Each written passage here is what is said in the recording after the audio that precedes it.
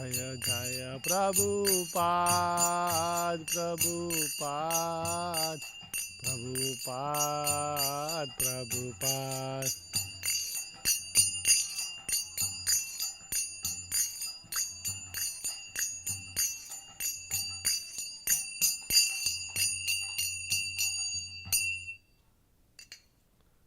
Om Namo Bhagavate Vasudevaya.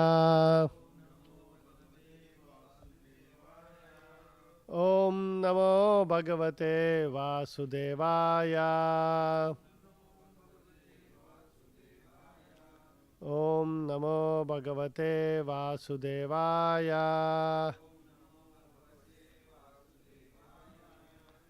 Reading from Srimad Bhagavatam, 10th Canto, Chapter 8, Text number 10.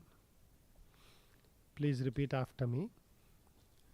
Shri Nanda Uvacha. Shri Nanda Uvacha. Alakshitosmin rahasi. Alakshitosmin rahasi. Mamakair apigo vraje. Mamakair apigo vraje.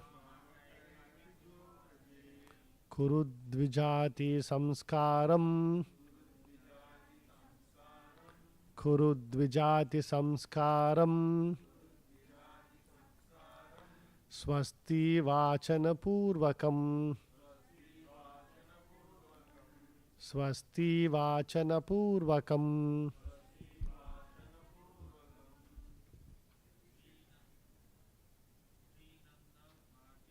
Shri Nanda Uvacha. Alakshito asmin rahasi. Amakairapi govraje. Kurudvijati samskaram. Swasti vachana purvakam. Shri Nanda Uvacha. Alakshito asmin rahasi. Mamakairapi govraje. Kurudvijati samskaram. Swasti vachana purvakam. Shri Nanda Uvacha. Alakshito asmin rahasi. Mamakairapi govraje. Kurudvijati samskaram. Swasti vachana purvakam. Nanda Uvacha. Alakshito asmin rahasi. Mamakairapi govraje. Kurudvijati namaskaram. Swasti vachana purvakam. Word to word translation. Please repeat after me. Shri Nandaha Uvacha. Nanda Maharaj said to Gargamuni, Alakshitaha, without Kamsa's knowledge. Asmin, in this cowshed. Rahasi, in a very solitary place. Mamakaihi, even by my relatives. Api, a still more secluded place. Govraje, in the cowshed. Kuru, just execute. Dvijati samskaram, the purificatory process of second birth. Samskarat bhavet dvijaha. Swasti vachana purvakam. By chanting the Vedic hymns, to perform the purificatory process. Translation and purport by His Divine Grace, A.C. Bhakti Vedanta Swami Srila Prabhupada. Translation. Please repeat after me. Nanda Maharaj said, "My dear great sage, if you think that you are performing this process of purification will make Kamsa suspicious,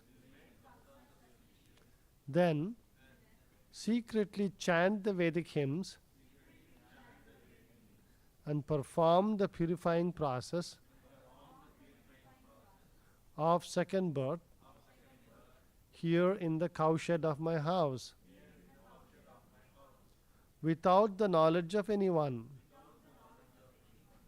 else, even my relatives. For this process of purification is essential." Purport. Nanda Maharaja did not like the idea of avoiding the purificatory process. Despite the many obstacles, he wanted to take advantage of Garga Muni's presence and do what was needed. The purificatory process is essential specifically for Brahmana, Kshatriyas and Vaishyas. Therefore, since Nanda Maharaj presented himself as a Vaishya, this process of purification was essential. Formerly, such institutional activities were compulsory. Chatur Varnyam Maya Shrushtam Gunakarma Vibhagashaha. Bhagavad Gita 4.13. Without these activities of purification, the society would be considered a society of animals. To take advantage of Garga Muni's presence, Nanda Maharaja wanted to perform the Namakarana ceremonies, even secretly, without any gorgeous arrangements. Therefore, the opportunity for purification should be regarded as the essential duty of human society. In Kali Yuga, however, people have forgotten the essence. Mandaha sumandamatayo mandabhagyahi upadrutaha. Upadrutaha. Bhagavatam 1.1.10. In this age, people are all bad and unfortunate, and they do not accept Vedic instructions to make their life successful. Nanda Maharaja, however, did not want to neglect anything. To keep intact a happy society advanced in spiritual knowledge, he took full advantage of Garga Muni's presence to do what was necessary. How degraded society has become within 5,000 years. Mandaha sumandamatayo mandabhagyaha. The human life is obtained after many, many millions of births, and it is intended for purification. Previously, a father was eager to give all kinds of help to elevate his children. But at present, because of being misguided, people are prepared even to kill to avoid the responsibility of raising children. Thus ends the Bhakti Vedanta power. Om Ajnanathivandasya Gnananjana Shalakayam Chakshurunmilitam Yenam Tasmai Shri Guruve Namaha. Nama Om Vishnupadaya Krishna Presthaya Bhutale Srimate Bhakti Vedanta Swamin Itinamine. Namaste Saraswate Deve Gauravani Pracharine Nirvisesha Shunyavadi Pasyata Deshatarine. Jai Shri Krishna Chaitanya Prabhu Nityananda Shri Advaita Gadadara Srivasadi Gaurabhaktaranda. Hare Krishna Krishna Krishna Hare Hare Hare Rama Rama Rama Hare Hare.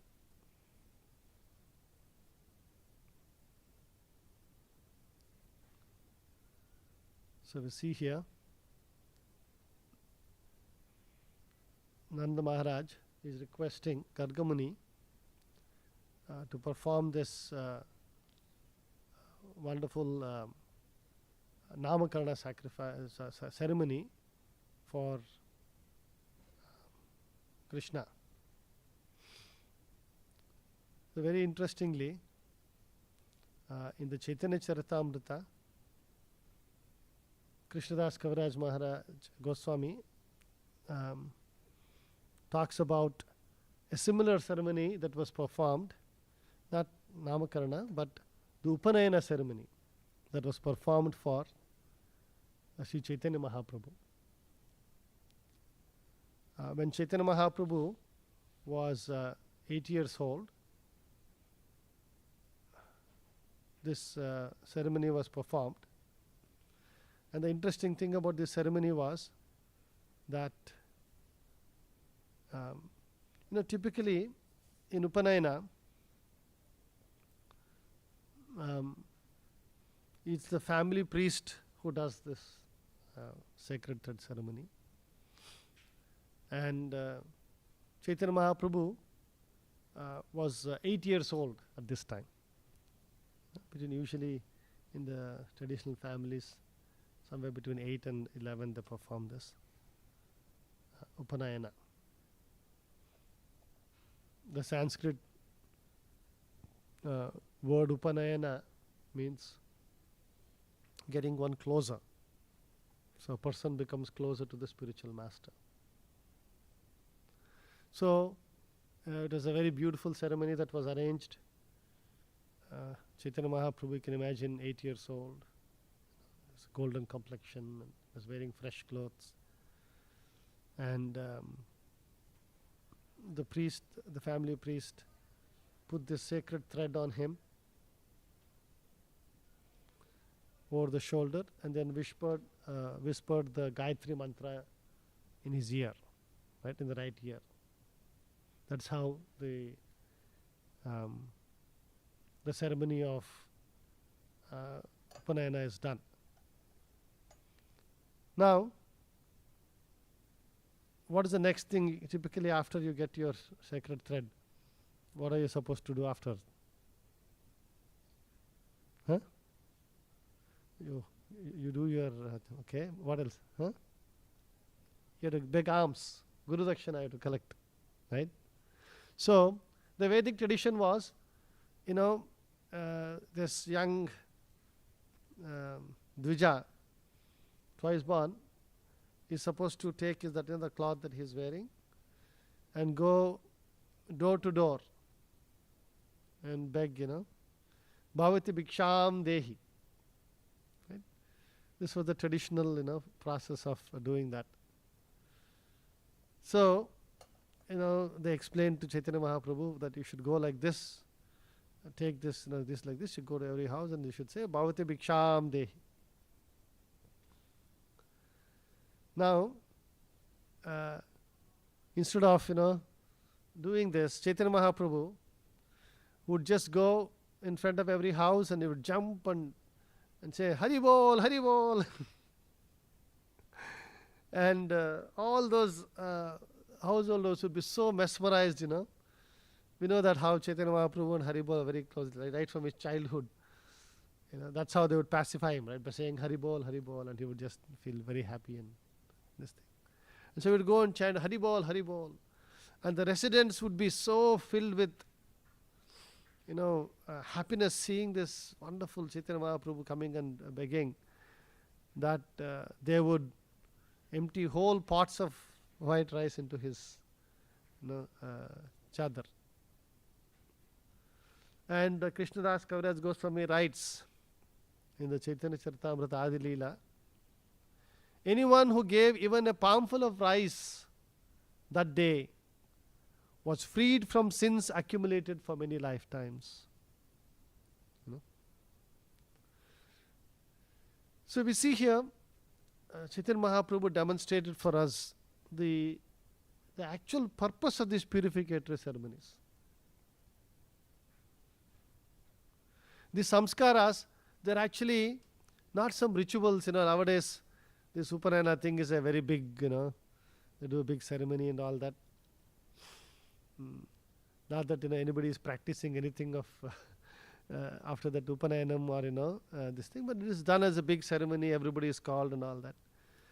Now, there is a social aspect to this, but that is not the main aspect of all of these purificatory ceremonies. As Prabhupada says in the purport, Janmana jayate Shudraha Samskarat bhaved dvijaha. By birth, everybody is born a Shudra. And by samskara, one becomes a Dvija. In the 5th canto of the Srimad Bhagavatam, very famous words of Rishabhadev. Tapo divyam putraka ena sattvam shuddhyet. Sattvam shuddhyet. Shuddhyet means purified. One becomes purified by tapo divyam. So the entire human existence is meant for purification. As Prabhupada says in the purport, after many, many millions of lives, one gets this rare opportunity to be a human being. And the sole purpose of human life is to elevate oneself to a permanent situation. To permanent situation of liberation from this world. And that is why in the Vedic injunctions, these different samskaras are performed to get one closer to Krishna. To come in, the whole purpose, especially for devotees, all these samskaras are meant to get closer to Krishna, to remember Krishna, to seek the blessings of Vaishnavas, for one's spiritual advancement. Right? So that's the whole purpose of these ceremonies. Now, let us try to understand this. What are these purificative processes, and especially the way Prabhupada wanted devotees to practice this. Right? Now, typically, how many samskaras are talked about? Right? Dasha Vidha Samskara, we say. Right? Let's see if we can name all of those samskaras. What is the first one? First is Garbhadan Samskar. See, even before a person is born, in the Vedic tradition, the upper three Varnas are meant to they're meant to follow a purificatory process of inviting the right kind of souls into this world so that they become wonderful citizens and become great devotees and bring peace and harmony and prosperity to the whole world. Right? When devotees are born, naturally the whole society is enlivened and purified because of the tapasya of the devotees. Right? So first is Garbhadhan. We'll get into each of what those samskaras. We'll just first let's list all the 10 of them. You know what? Let me just go through each one of them so that way we can build on top of it. So the Garbhodana Samskara is performed, at the time of conception. Prabhupada used to say, nowadays, the people, the society has degraded so much that conception in human beings also is all a Varna Sankara population. Right? Just like animals, there is no time, place and circumstance. There is the dogs in the street, right? They don't say, oh, is this a good time, is this not, is it a bad time? It's a very uncultured way of life because that's the animal existence. But if human being also behave like that, it creates a huge burden on the society. That is why when Arjuna was giving, different arguments of why he should not fight, what is the main argument he gave? Varna Sankara population will be created. He is saying, oh, I will be the cause of this Varna Sankara, which will bring in so much of pain and suffering to the entire world. See, unwanted progeny just creates so much of social imbalances. And the modern society, the so-called progressive society, they have good intentions. A lot of their intentions are good. But when you do this without, thinking of God and without keeping God in the center, their so-called good intentions result in very, very bad consequences. I've talked about this before, back in the 1950s. Right? The America especially was a very, very religious country.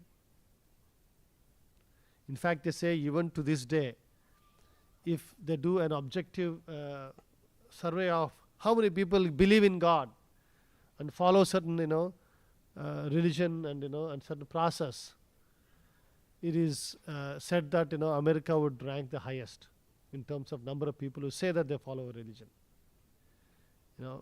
When there was a survey that the number was, close to 60%.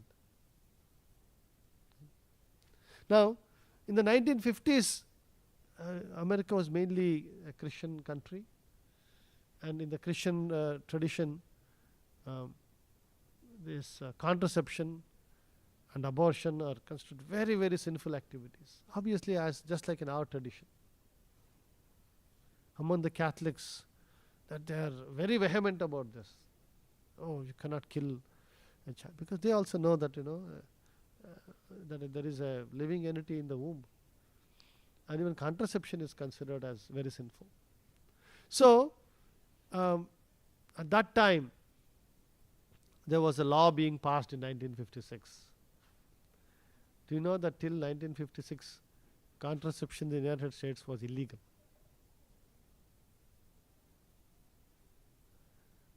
You could be jailed for it. See from where to where we have come in a matter of 75 years, less than 75 years, 70 years. And so there was a big debate in the House of Congress and the Senate. Big debate going on why they should legalize contraception. Now, they gave a very, very objective, very compassionate reason why they should do this. Anybody knows? Because I think I've talked about this before. Anybody remembers?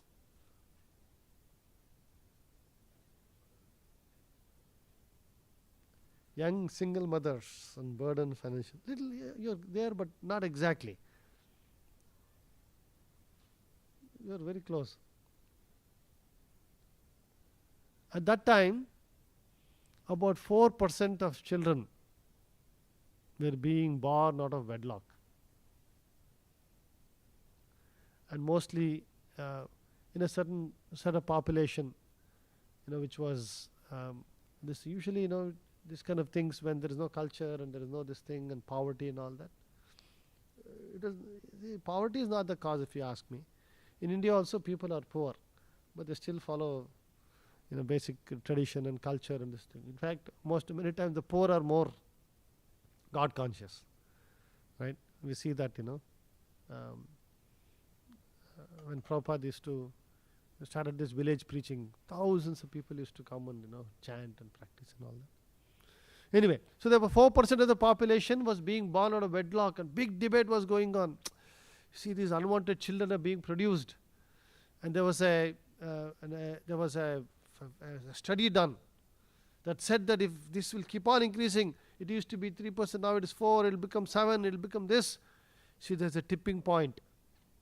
There was a study done that at 14%, if 14% of the population of the children are born out of wedlock, that's the end of society. The civilized world that we know today will be all destroyed. All unwanted population will be produced. There'll be nobody taking care of them. That is what happening to these children. They were having their children and just literally throwing them to the streets. And all kinds of money was being given, SNAP program, this program, that program. Does anybody know how much money is spent in food stamps in this country? Because food stamps are meant to be given for poor people so that they don't go hungry. Just to guess. 10 billion. Okay, what is that? Like auction I will do. What is that?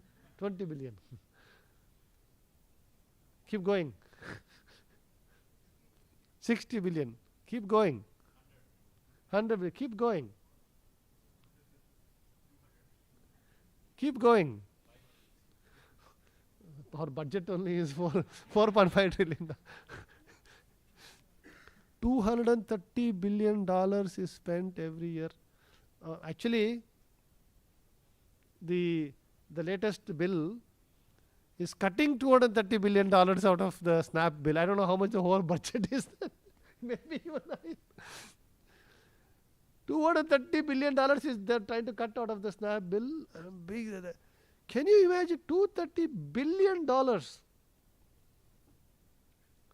You know what is the number one thing that is bought in that this thing? Thank God they don't allow alcohol. That's still not this thing. Meat and also but the number one thing they buy over there is soft drinks and energy drinks, because it's full of sugar. It's literally like cocaine. Just one bottle of that Coke has 33 teaspoons of sugar. Sorry, 16 teaspoons, 33 grams or something. 32 grams. It is like, if you really put it, it is like this much. You can't even eat that much sugar if you want to eat. But when you drink it, that much of sugar you are eating. Anyway, so that was the reason that was given, and big debate happened and they won. Oh, we should legalize contraception. And instead of the unwanted population reducing, they said, if they've used contraception, then they won't produce children, and that's why it's better. It's better than all these unwanted children being born. But what happened after contraception was become this thing? Now there was no consequence for promiscuity.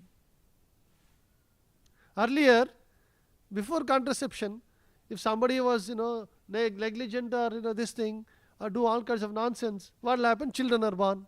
So there is some consequence. People were afraid, what will society say, who will take care of the child, and all those things. And there was all these things, and abortion was still illegal. This was only contraception. Abortion was still illegal. This was just contraception being made legal. It was many years later that they said, no, this problem was not solved. Now we should make abortion legal so that this problem will be solved. Same reason they are giving. Every year after that, after contraception, it kept on increasing. In fact, it went up, shot up like anything. Because now there was no consequences, all kinds of nonsense was going on. To the extent today, I'm talking about almost 4-year-old numbers, 3 or 4-year-old number. I should go find out what the latest numbers are. I'm afraid to go find out. Anybody knows what percentage of children are born to single mothers out of wedlock in this country today? You are too advanced. 43% was the number that was 4 years ago. Today it may be you might be true. It might have reached 50 also. In certain parts of the population, among the African Americans is 83%. Among the Mexicans is almost 70%. Among the Asian Indians, it is very small percentage, something like 3 or 4% or something like that. So, in the name of this thing, this is how it happens. But what is the Vedic traditional way of doing this? The parents are praying to the Lord, so that a very nice soul is born into this society, who will bring happiness and joy to the whole world. And so, Prabhupada's instruction was that the husband and wife should bathe nicely and chant 50 rounds of Hare Krishna, right? So that their consciousness is put into very good consciousness, and they should offer lamp to the deities, and they should pray for a devotee child. And at an appropriate time, at an auspicious time, conception should be done. So there was so much of planning and this thing and thinking that should be done. Okay, what is the next samskara? What is it? No, Jataka karma is after birth. There are two more before that. Before Simanta, there is one more. You were saying something. Pumsavana.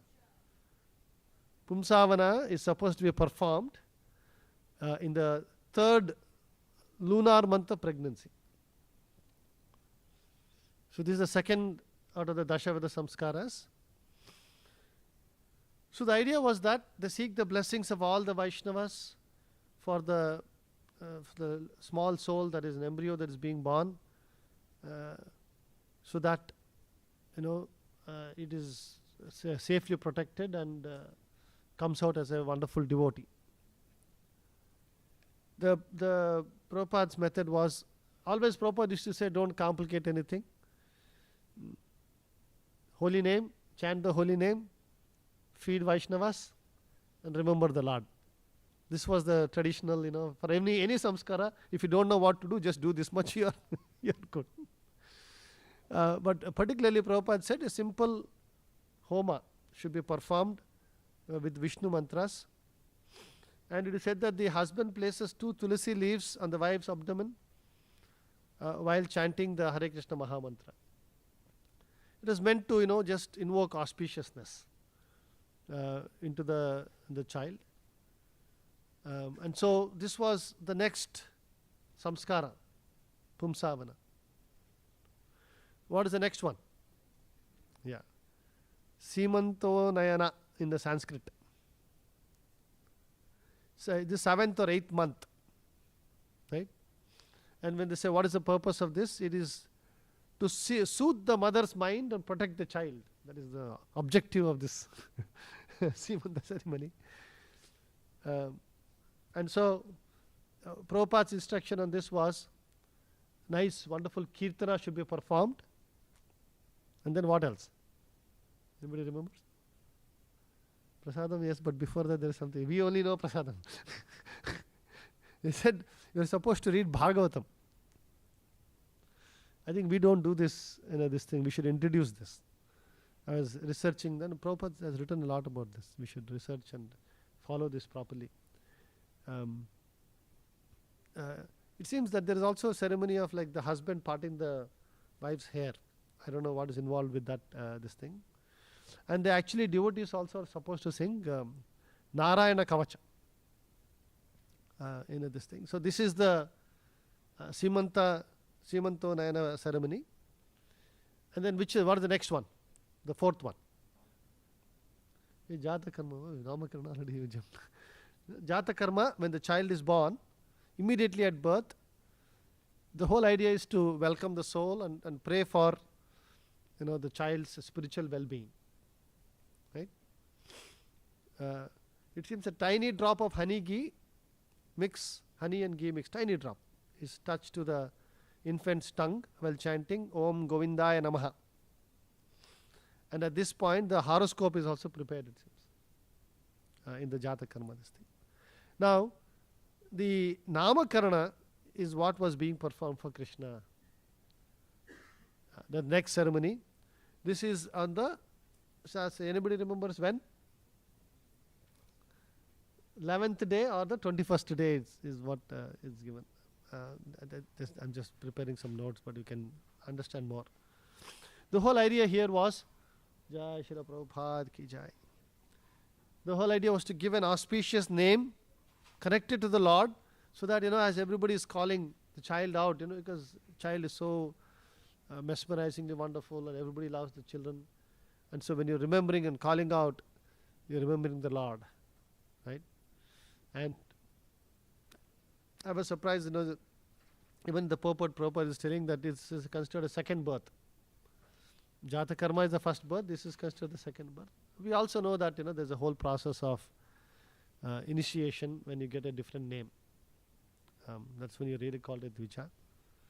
So, the Namakarana, it says that a brief fire yajna is to be performed, and the father is supposed to whisper the chosen Krishna name in the right ear of the child, and all the devotees and guests the chant.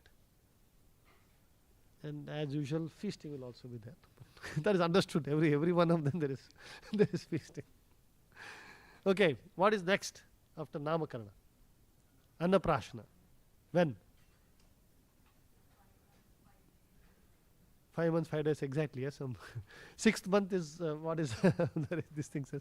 There must be some specific day associated. I think they're going to do that for Ananta, I think, right? Yeah. So 6th month, it is said, Prabhupada just gave a general this thing. He didn't give a very specific this thing. So this is the day when the first grains are fed to the child, right? And they're invoking prosperity for the child. So the whole idea is to offer some sweet rice to the deities, and 1 spoon of it should be fed to the child, and kirtana should be performed.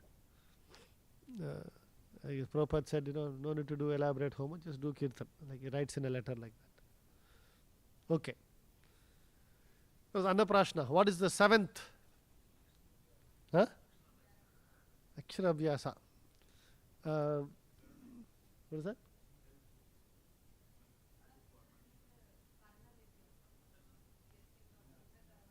Yeah. But when you talk about the Dashaveda Samskara, it's called Chudakarana or Shika tonsure, head shaving. Chudakarana. This is done in the first year or the 3rd year. So remove the hair grown in the womb and marks the head with the shika.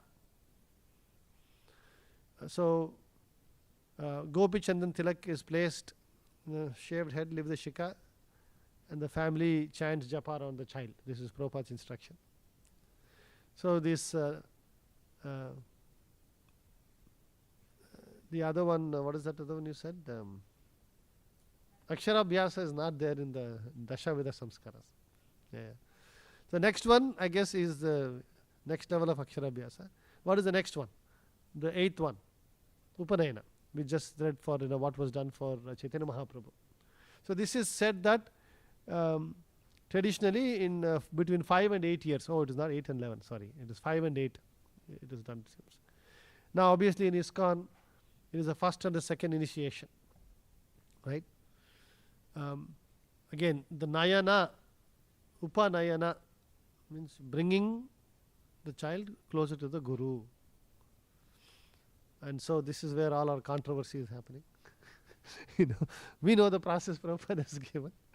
That, Harinam Diksha, and then the second Diksha, the Brahmana Diksha should be given. What is the 9th? Vivaha, right? Now, the whole idea of Vivaha Yagna is that majority of the population, will become Grihasthas. And so, and the Grihasthas are the ones who are supposed to take care of all the Varna and all the ashramas, remaining ashramas, from Brahmacharis to Vanaprasthas, Sannyasis, are all taken care of by the Grihasthas. So, how, two souls are brought together in order to take a lifelong commitment to serve the Lord and to raise children responsibly and take care of the remaining ashramas. Right? So raising children and taking care of the remaining ashramas is the main dharma of the grihasthas. And so Prabhupada explains that fire yajna should be performed, and then they should go around the fire 7 times. They should read Bhagavad Gita chapter 7 and 12, Prabhupada says. And Kirtana and Prasadam feast as usual should be done. What is the 10th? Antyeshti. Right? It is also an important, this thing. The Antyeshti ceremony, now if you think about it, for a grihastha, when their child is being born, they do garbhodana, all jata karma, all those things are performed. But for the soul, Antyeshti, the last funeral rites, the whole idea is to detach yourself again. Now you have no choice. You are forcibly detached from the physical body. But then those that are left behind, they perform the ceremonies to take care of this. It said the body should be bathed, tilak should be applied, devotees chant Hare Krishna continuously, and cremation should be performed and ashes offered in the holy river or ocean with Shanti Pata. So these are the Dasha Vida Samskaras. Are you ready for Darshanarthi? Okay. So as I said, the entire life is meant for purification, and so we should all remember that the most important thing in all of this is to remember Krishna. Remember the purpose of human life. Remember why each of these steps are performed. And it shouldn't become a social thing, and we should remember the purpose and purify ourselves. And by purifying ourselves, we can elevate ourselves. In this lifetime, one can end this repeated cycles of birth and death and go back home, back to God. We'll stop here. Anybody has any quick question or comment before we close? Yes. Oh, this Gargamuni is the Namakarana. Namakarana. In fact, the Prabhupada is telling that in the purport. That it is considered a second birth because Jata Karma is the first birth. And this giving name of this thing is this thing. But traditionally when we say Dvija, we are actually talking about Upanaya ceremony. When the sacred thread is given and a person, because again, remember there is a second time a name is given. First time name is given by the parents, and the second time you are twice born. Now the first time your birth took place from your mother and father, and second time who is the father and mother? The Shastras, Vedas are the mother and the Guru is the father. Okay? I think they're saying they're ready, but they're not ready. Anyway, yeah. Grantra Srimad Bhagavatam ki